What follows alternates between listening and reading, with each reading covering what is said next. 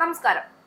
വടക്കൻ അറ്റ്ലാന്റിക് സമുദ്രത്തിലൂടെ പോയ റഷ്യൻ പതാകയുള്ള മരനീര കപ്പൽ അമേരിക്ക പിടിച്ചെടുത്തു. 3 ഇന്ത്യൻ നാവികരടക്കം 28 പേരാണ് കപ്പലിലുണ്ടായിരുന്നത്.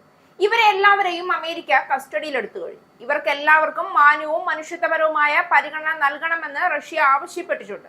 എന്നാൽ രാജ്യത്തിന്റെ പതാകയുള്ള കപ്പൽ പിടിച്ച നടപടി റഷ്യക്കെതിരായ ആക്രമണമായി കണക്കാക്കാവുന്നതാണെന്നും ആണവായുധം പ്രയോഗിക്കാവുന്ന സാഹചര്യമാണ് എന്നും റഷ്യയുടെ ഭാഗത്തു നിന്ന് പ്രതികരണവും വന്നിട്ടുണ്ട്. വടക്കൻ അറ്റ്ലാന്റിക് സമുദ്രത്തിൽ റഷ്യൻ പതാകയോടെ സഞ്ചരിച്ചിരുന്ന ഒരു വ്യാപാര കപ്പൽ അമേരിക്ക പിടിച്ചെടുത്തത് ഒരൊറ്റപ്പെട്ട നാവിക സംഭവമല്ല. അത് ലോകക്രമത്തെ തന്നെ ഭീഷണിപ്പെടുത്തുന്ന ഒരു അപകടകരമായ വഴിത്തിരിവിലേക്കാണ് ലോകത്തെ കൊണ്ടുവന്ന് എത്തിച്ചിരിക്കുന്നത്.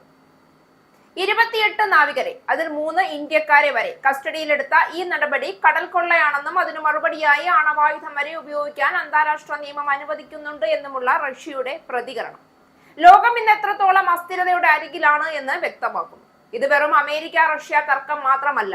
ഇതിന്റെ പ്രത്യാഘാതങ്ങൾ ഓരോ രാജ്യത്തെയും സാധാരണ ജനങ്ങളുടെ ജീവിതത്തിലേക്കാണ് പതിക്കുന്നത്. യുദ്ധങ്ങൾ എന്നും രാഷ്ട്രീയ നേതാക്കളുടെ അധികാര ലോഭത്തിന്റെ ഫലമായിട്ടാണ് പൊട്ടിപ്പുറപ്പെടുന്നത്. ഡൊണാൾഡ് ട്രംപിന്റെ കാലഘട്ടത്തിൽ അമേരിക്ക സ്വീകരിച്ച ശക്തി പ്രകടന നയം ലോകത്തെ കൂടുതൽ സുരക്ഷിതമാക്കിയോ എന്ന ചോദ്യം ഇന്നും ഉത്തരം തേടുകയാണ്.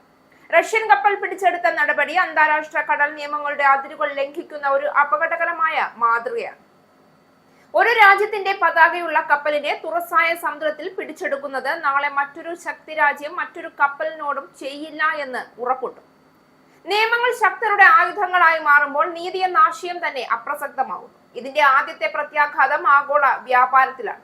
വടക്കൻ അറ്റ്ലാന്റിക് സമുദ്രം ലോക വ്യാപാരത്തിന്റെ പ്രധാന നാഡിയാണ്. ഇവിടെ ഭീഷണിയും അനിശ്ചിതത്വവും വർദ്ധിക്കുമ്പോൾ ഇൻഷുറൻസ് ചെലവുകൾ ഉയരും. ചരക്ക് ഗതാഗതം മന്ദഗതിയിലാകും. അതിന്റെ നേരിട്ടുള്ള ബാധ്യത സാധാരണ ജനങ്ങളിലേക്കാണ് എത്തുക. ഇന്ധനവില വർദ്ധിക്കും. ഭക്ഷ്യവസ്തുക്കളുടെ വില കുതിക്കും. പാവപ്പെട്ട രാജ്യങ്ങൾ കൂടുതൽ ദുരിതത്തിലാകും.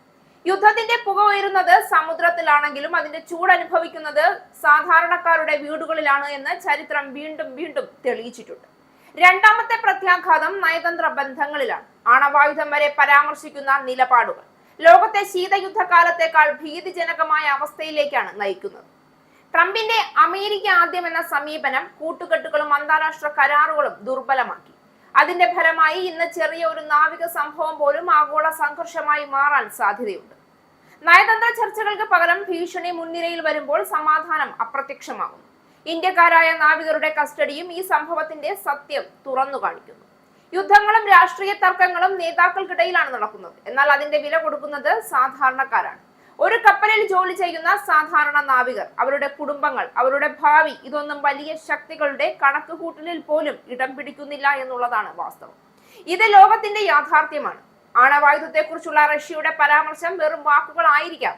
എന്നാൽ ആ വാക്കുകൾ മതി ലോകത്തെ നടുക്കാൻ പോലും. കാരണം ആണവായുധ ഭീഷണി സാധാരണമാകുമ്പോൾ മനുഷ്യരാശിയുടെ നിലനിൽപ്പ് തന്നെ ചോദ്യം ചെയ്യപ്പെടുകയാണ്. ട്രംപിനെ പോലുള്ള നേതാക്കളുടെ അശ്രദ്ധമായ പ്രസ്താവനകളും നടപടികളും ഈ ഭീഷണികളെ കൂടുതൽ ശക്തമാക്കുകയാണ്. ഉത്തരവാദിത്വമുള്ള നേതൃത്വം ഉണ്ടായിരുന്നെങ്കിൽ ഇത്തരം സംഭവങ്ങൾ നയതന്ത്ര തലത്തിൽ തന്നെ പരിഹരിക്കപ്പെടുമായിരുന്നു. യുദ്ധത്തിന്റെ മറ്റൊരു വലിയ പ്രത്യാഘാതം ആഗോള രാഷ്ട്രീയ ധ്രുവീകരണമാണ്.